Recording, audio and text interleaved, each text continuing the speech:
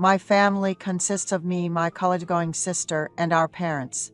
Our parents are ordinary folks, and my sister, while not exceptionally beautiful, has a likable face and a slim figure. For some reason, I found myself developing a close relationship with my aunt.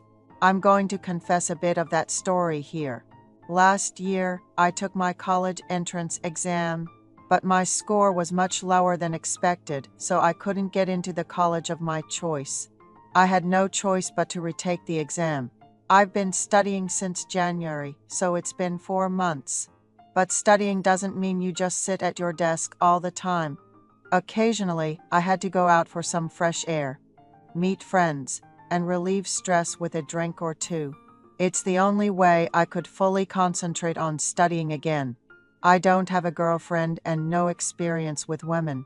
After graduating high school, my friends would boast at our occasional drinking gatherings, saying things like, "Hey, I met my girlfriend yesterday, and we've already done it. It's so great, haha." But I never really envied their experiences, because I knew I would have one someday. I just remembered my parents' advice to wait a bit before getting into a relationship, as there would be plenty of opportunities once I became an adult. One day, I felt so frustrated studying that I wanted to go out for some fresh air. It was April, and I wanted to enjoy the spring weather, so I decided to visit a nearby park. I had a kick scooter, which I bought to deliver food after the college entrance exam. I bought it from a used goods app, and it was a pretty decent scooter. I used to keep it in front of my room and charge it there. I had no problems riding it until then. But my misfortune started there. I was riding my scooter through an alley and collided with a car coming from the opposite direction around a corner. Because of the high speed of the scooter, my left leg was broken and both of my hands were injured.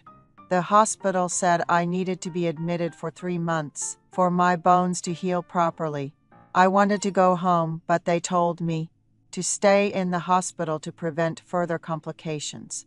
The time in the hospital was so long and boring. As a student preparing for the exam, I couldn't study well, especially because I couldn't even turn the pages of a book with my injured hands.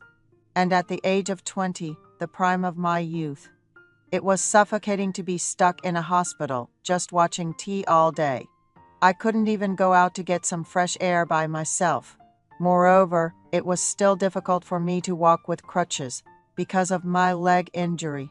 I know it's a bit crude, but I usually took care of my big business in the afternoon, when my mother was visiting, and if no one was around, I would press the bell on my bed, and a staff member would come and take me to the patient restroom in a wheelchair. I had injured both of my hands, but I was able to press the clean button on the bite it in the restroom.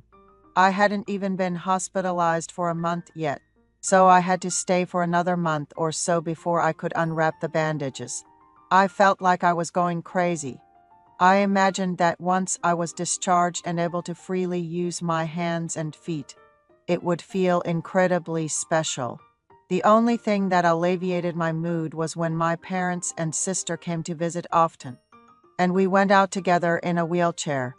My father worked at a company, so my mother usually came to the hospital every day, but she had to go down to the countryside for about a week because my grandmother was not feeling well.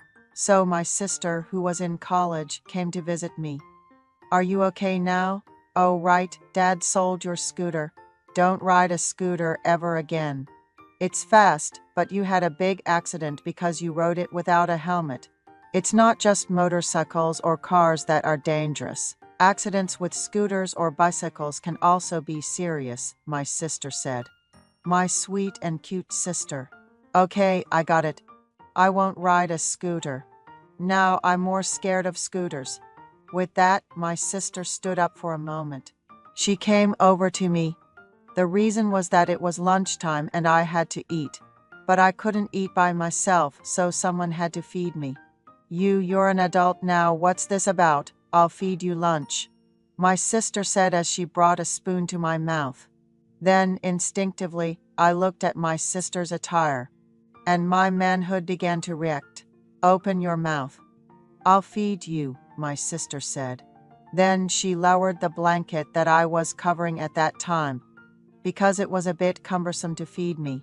But oops, my manhood reacted when I saw my sister's voluptuous figure, and it showed. I'm usually a bit larger, but because I reacted, I was even bigger. It seemed like my sister noticed too, because she had a slightly flustered look in her eyes. It was very embarrassing, but my physical condition wasn't normal, so I couldn't quickly cover up because I was embarrassed. I felt very sorry, but I had no choice but to leave it as it was, hoping that this time would pass quickly. My sister also seemed a bit embarrassed at my condition, but she just pretended not to notice and fed me with a spoon. However, that situation was more stimulating. My manhood continued to grow. Suddenly, I remembered a novel I read on the internet. It was about a sister helping her brother, who was in the hospital, relieve his sexual desires. But that's just a novel. It's different from reality. Isn't that a fact that everyone knows? I couldn't say a word, continuing to eat the food my sister fed me, but a thought crossed my mind. Could it possibly be possible? The room I was in was meant for 2 people. But since my roommate had been discharged a few days ago, I was alone. I didn't have to worry about others' prying eyes. As I ate, I kept pondering on what to do until I finally made up my mind. "Sister," I called. "What?" she responded. "I have a favor to ask." "Okay, what is it?" I hesitated a lot, but finally blurted out. "This might sound weird, but," pointing downwards. I continued, "Can you help me out? I've been in the hospital for so long, I'm going crazy." The second I blurted it out, my sister's face turned to one of shock. "No, it's nothing. Just a thought. Pay it no mind." My sister looked like she heard something she shouldn't have. She turned to me, annoyed, and said, "You really can't stop yourself, can you? Stop talking nonsense and watch the tea." She turned the tea on. I couldn't focus on whatever was playing. My mind was filled with all sorts of thoughts, and I started to react again, probably because my sister hadn't covered me up with the blanket. My sister, being observant, seemed to notice again but pretended not to. For about 10 minutes, the air in the room was tense, and we were as awkward as we had been when we first met. I started thinking about how to resolve this situation that I had initiated, and decided to speak up. "Sister?" "What?" "Never mind." As I was about to speak, I looked at her face and forgot what I was about to say. Perhaps it was because I shocked her with my words, but her face had twisted slightly. We sat there for another 10 minutes, silently watching the tea on the wall. I couldn't take back what I had already said, and I wanted to apologize, but the words just wouldn't come out. Then she said she was leaving and warned me not to talk nonsense again. She glared at me one last time before leaving. My sister and I aren't blood siblings. When my mother was pregnant with my sister, she had a difficult pregnancy due to toxemia. The doctor advised her that getting pregnant again would be too risky, but my mother wanted to give my sister a sibling, so she adopted me from an orphanage. After my sister left in a huff, I felt embarrassed and fell asleep in agony. The next day, my sister didn't come to the hospital, and my mother called. She said that my aunt, who lived nearby, would be coming to the hospital for a few days. My aunt? She was in her late 20s and had been married for 2 years. She had graduated with a degree in mathematics and had made a name for herself as a private tutor. I didn't know what my sister had said to my mother, but it was so embarrassing to have my aunt come in her place. My aunt came in place of my sister, helping with my meals and comforting me, recognizing the stress of a long-term hospital stay. The next day, she visited again, telling me to ask for anything I wanted as she had some time. I requested help with math studies, and she willingly solved problems I didn't understand. Even after that, there was still time left. My aunt stroked my head, saying, "Speak up while I'm here. don't regret it after I leave." I then made the same request I had made to my sister. My aunt looked at me with a very surprised expression. She then moved towards the door and firmly locked it, effectively barring anyone from entering from outside. And then she acceded to my request. It was my first time exposing my body in front of a woman. Moreover, it was my aunt, who was pretty and bright. I liked my aunt a lot, although I had never shown it. My aunt helped me out twice, saying how frustrated a young man, who can't even use his hands freely, must be. I thought my aunt understood a man's heart because she was married, and I felt grateful for her overflowing consideration. On one hand, I felt extremely embarrassed, but honestly, I felt very relieved. I couldn't even look at my aunt's face properly and thanked her. My aunt lightly patted my shoulder and went home. The next day, my aunt resolved my difficulties as soon as she arrived, and I received praise from her. She said it was more manly than her husband's. Hearing the compliment made me feel really good.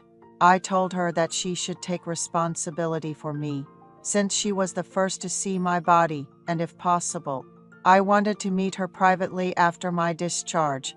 My aunt squinted her eyes and responded with an "okay." I ended my long hospital stay and returned home. I got along well with my sister as if nothing had happened and received math tutoring from my aunt.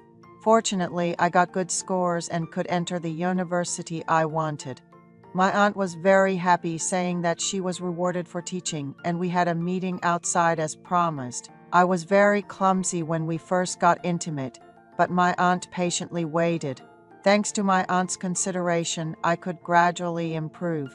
I was able to grab both opportunities, meeting with my aunt and entering university. These days, my aunt is squeezing out her non-existent time to meet with me. After breakfast on the morning of the Thanksgiving Day, my uncle and mother went to visit the graves. And my aunt said she would not go to her parents' house because she had a severe headache. But that was a scenario we had set up. My aunt's acting was excellent. All the family members went to visit the graves, and we had a good time at the motel we had reserved. There was a joke we had been playing around with. She said she would open the back door someday. I am very grateful to my aunt who opened the back door for me, enduring the pain and showing me the appearance I like. I intend to focus on my caring and lovely aunt.